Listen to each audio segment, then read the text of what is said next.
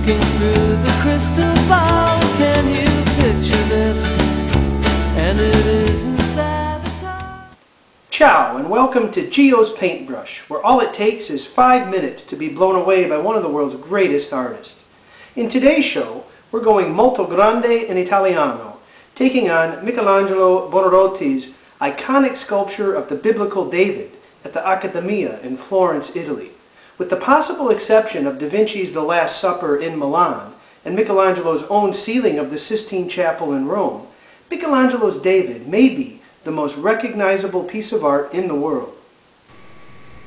But long before this beautiful sculpture from a single large block of Carrara marble was an international icon, it was a fresh and daring take on a central character in an old Bible story, and a symbol of the self-confident, powerful, and influential Italian city-state that its creator called home.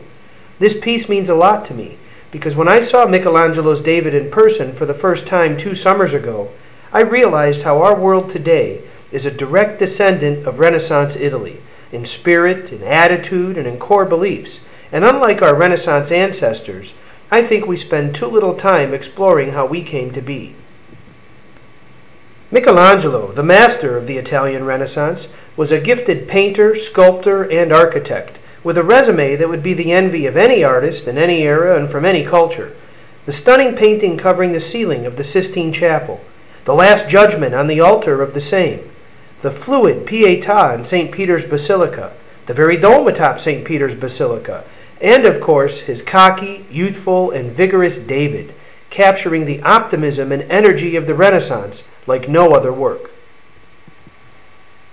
As exhibited in the Galleria dell'Accademia in Michelangelo's native city of Florence, ground zero for the Renaissance that followed the so-called Dark Ages, David stands tall in an atrium at the end of a long room, with Michelangelo's unfinished prisoners half liberated from their blocks of stone.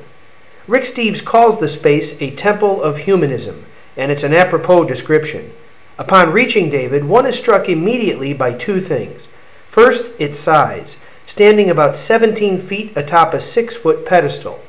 The work was originally intended to be placed high on Santa Maria del Fiore, Florence's Grand Duomo, as a buttress, and thus Michelangelo created proportions that would be appropriate for viewing David from the ground. Second, one cannot help but notice the beautiful, smooth, white marble from Carrara, the best in the world. Stunning. The biblical story of David battling and defeating Goliath is a common one in art, but what makes Michelangelo's David unique, apart from its scale and beauty, is the nature of the human form depicted and the clear look of self-confidence, of arrogance on David's face. Like 15th century Florence, which dominated the region and enjoyed wealth and prosperity as a center of banking and trade, this David sure doesn't look like an overmatched boy about to face a giant of a man. While most depictions of this story show a boyish David with Goliath's head in tow, Michelangelo shows the victor with a perfectly idealized and fully mature classical male form, of which even the ancient Greeks would be proud, just seconds before David delivers the fatal blow, and there's not a hint of nervousness to speak of here. This David, like the culture that spawned him, is shaking off the past and poised for success, and like the reawakening world, ready to reassert himself, to take all comers.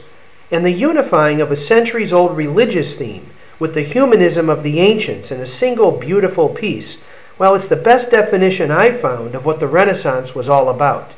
It wasn't a rejection of Christianity in favor of a humanistic philosophy, which would have been unthinkable. Instead, it was glorifying God by showing what you can do as one of his creations. And this David is eager to show his stuff.